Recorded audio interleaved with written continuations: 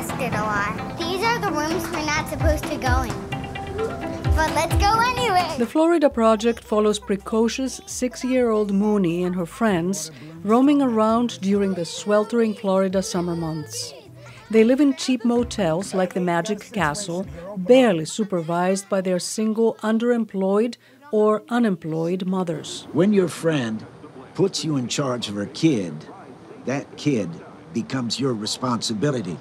You ain't taking responsibility. Filmmaker Sean Baker reveals the darker underbelly of an America that barely subsists. My co-screenwriter brought this topic to my attention, the fact that there are families with children living in budget motels outside of what we consider the happiest place on earth, you know, a place for children.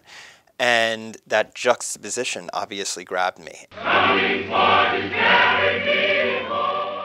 Baker was inspired by The Little Rascals, the comic shorts about a gang of children getting into trouble in the 1920s and 1930s. The series was set against the Great Depression, depicting poverty through the life and resilience of children. Brooklynn Prince plays boisterous Mooney, her childlike pranks verging into serious offenses. The motel manager, Bobby, played by Willem Dafoe, is the only one who can barely supervise these unruly kids. Dafoe's character was inspired by a real low-budget motel manager in Florida. Thank you very much. You're not welcome! Bria Vinaite inhabits Mooney's infantile mother, Haley. She loves her daughter and tries to stay positive, but she's unable to get a job or any kind of child support and slowly crumbles. Vinaite says she drew from real-life women who have fallen by the wayside. You have a daughter who you have to take care of, a roof to put over her head, food, and then on top of that, you have to take care of yourself. And it's just like, I feel like in her situation, her concerns aren't even important to her. It's about Mooney. Both Vinaite and Prince, who'd never acted before, delivered tour de force performances.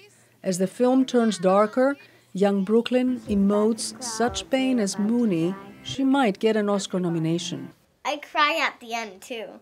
Like on the screen, I cry.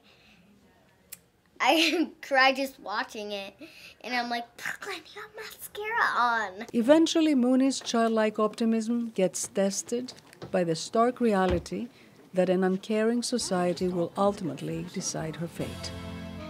Penelope Poulou, VOA News, Washington.